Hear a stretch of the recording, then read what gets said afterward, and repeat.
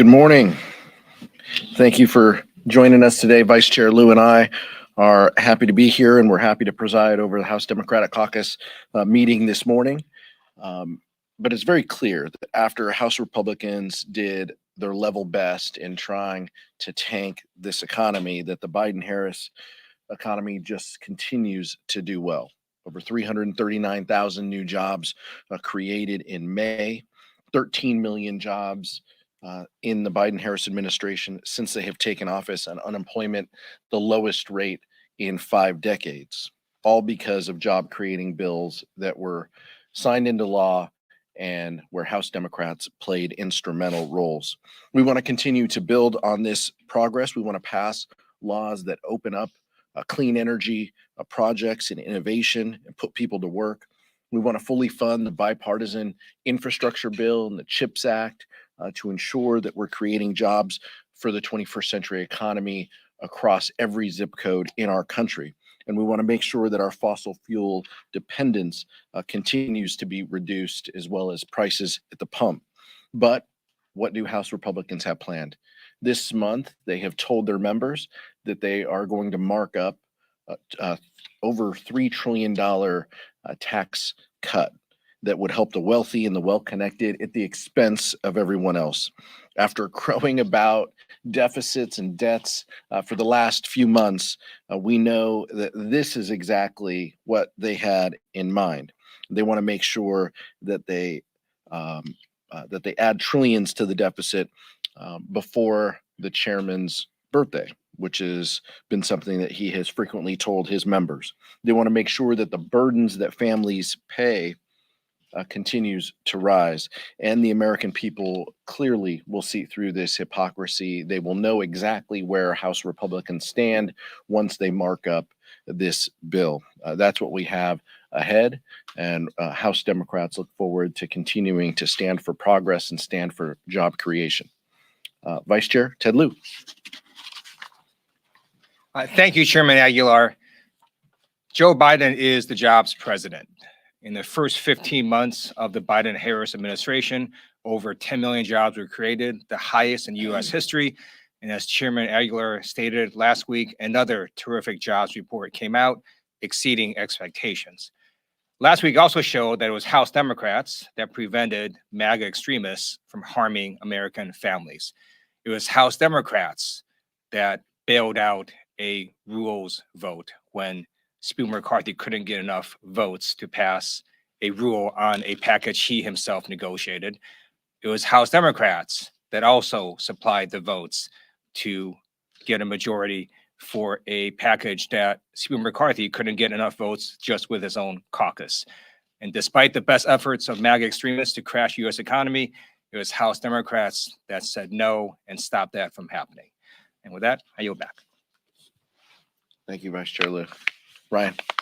Mr. Aguilar, I know you're kind of blaming the House Republicans for the way these debt and ceiling negotiations came down, but it did end up being a bipartisan agreement, more than 300 votes, something we rarely see in the House of Representatives anymore. You're now heading into the debate over the budget, and you have to pass 12 appropriations bills. Are you hopeful, at least, that because this was able to be done through a level of bipartisan cooperation, that same principle can be applied to the budget process? And instead of waiting until the last minute, are those negotiations already happening?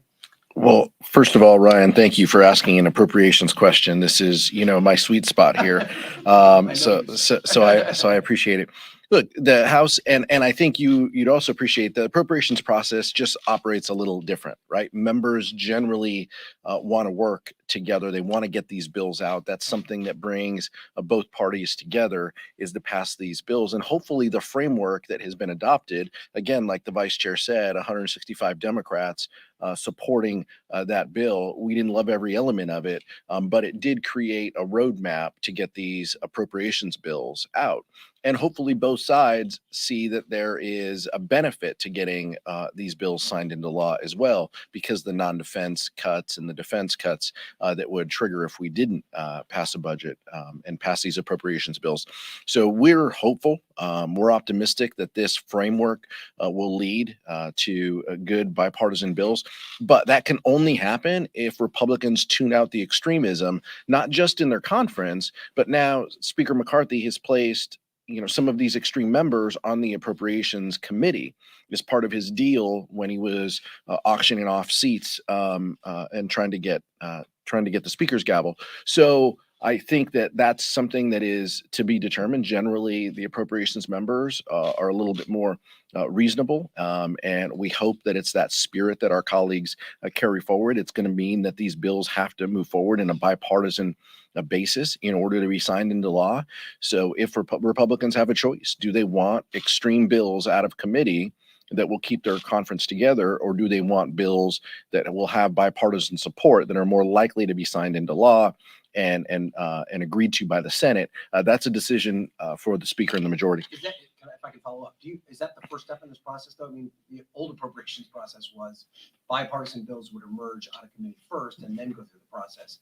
Then it's now gone to where a Republican-only bill and then negotiations after. Could it possibly happen? Well, bipartisan bills emerge from the. It's possible. The top line is gonna matter. The 302B number is gonna be what we are looking at, and so to the extent that that top line appropriations number is reasonable, spread across the 12 bills, really 11 plus 1, defense being the other, then we'll know pretty quickly whether Chair Granger looks forward to a bipartisan process or whether this is going to be a show and we're just going to have to wait for the Senate to produce a product. Nick? Also on appropriations, I wanted to ask about the Ukraine supplemental. Speaker McCarthy seemed to pour some cold water on one yesterday. What do you think the outlook is for any kind of supplemental Ukraine appropriation? Well, look, I think we all stand. I think House Democrats stand united behind Ukraine, united behind a democracy. We have time and time again stood with our partners and friends in Ukraine.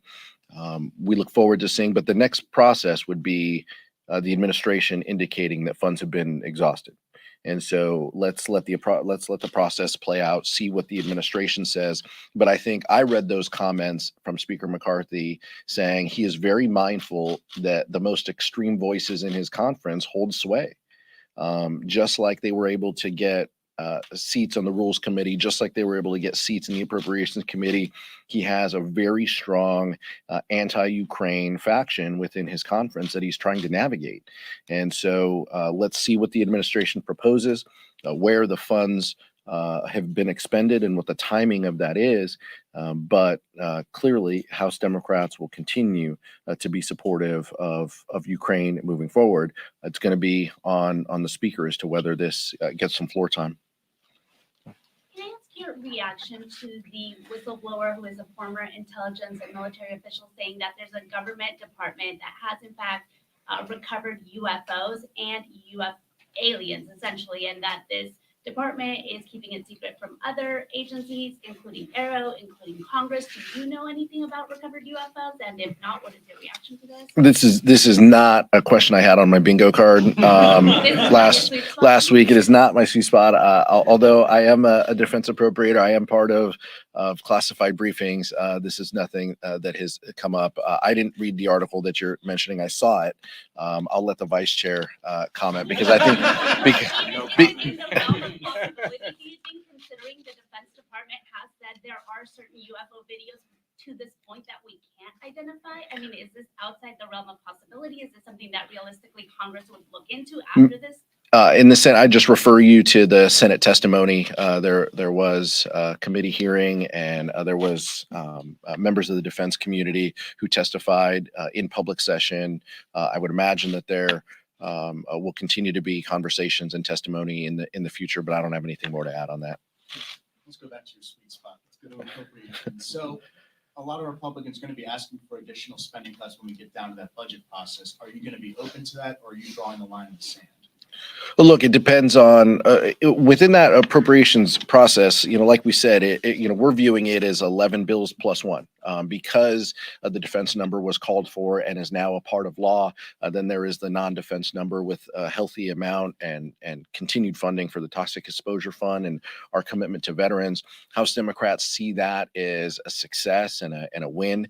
But let's see what the top lines look like for those other committees. House Republicans have shown time and time again that they want to reduce labor health funding. They want to reduce NIH. They want to reduce education funding.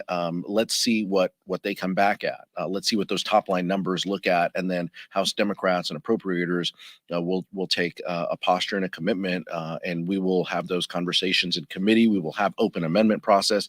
The Appropriations Committee is fun in that sense. You can offer, changes from the floor. You can offer amendments by just standing up and working in a bipartisan way.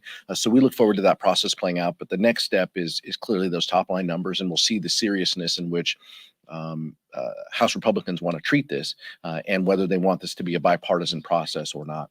In the back. I actually have a question for Congressman Lieu. Perfect. Jim Jordan sent a letter to the Department of Justice this morning asking for an unredacted copy of the scope of the investigation that Jack Smith's doing. You're part of the Judiciary Committee. Does Judiciary have any reason to have access to this letter or to know the scope of the special counsel's investigation into the former president?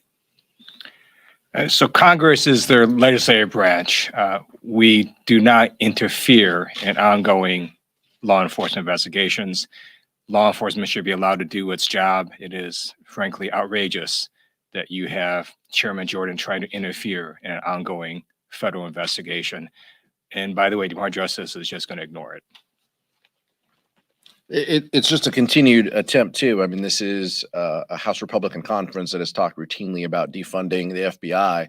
This is a next step in that conversation where clearly they are caving to the most extreme elements within their conference. Maybe something else that's not on the bingo card. Coming up on the Dobbs decision, 1 year anniversary. Talk to me a little bit about Democratic leadership and legislative, what can be done still. You're going to hear us talk extensively about this over the month, and House Democrats are going to remind the public of the dangerous Dobbs decisions because we stand for reproductive freedom and we believe that women should have control over their health decisions with consultation from their medical professionals and their family and their faith. That's what this is about, and the dangerous decision is something that House Democrats will call attention to. But I would imagine that this is something that the public also remembers and will continue to be mindful of. Look, the only way that we make positive change in this realm is to safeguard these protections within law. And in order to do that, we have to win elections. And we are very mindful of that. And I think that will be an important component of the political calendar moving forward, because I think the public is very mindful of what happened. And we want to make sure that we call attention to it and the House extremism, the House Republican extremism that continues to support that. Last question. Max? I want to get your thoughts on the allegations that Oversight Committee Chair James Comer is making with regards to holding Ray contempt and just the kind of document which he alleges has details in a Biden bribery scandal. Is this something that has all come up in Democratic leadership conversations? How are you viewing this whole situation in the Oversight Committee? Most of what comes up in a Republican-led Oversight Committee is dangerous. It falls into either one or two categories: dangerous or laughable. And I think this is one that has maybe both of those elements. But what House Republicans are doing, is clearly down the road to continuing to support these, seemingly political efforts to highlight the president and put him in a negative light. That's all this is about. They don't have to have information. They don't have to have backup in order to call a press conference and to make allegations. That's exactly what the chairman does time and time again. I trust that Democrats on the Oversight Committee will stand up to this and will continue to do well and represent us and House Democrats' interests moving forward as soon as there's more information. But right now, it's just press conference after press conference and allegation without proof. And I think that's what the American public, sees clearly.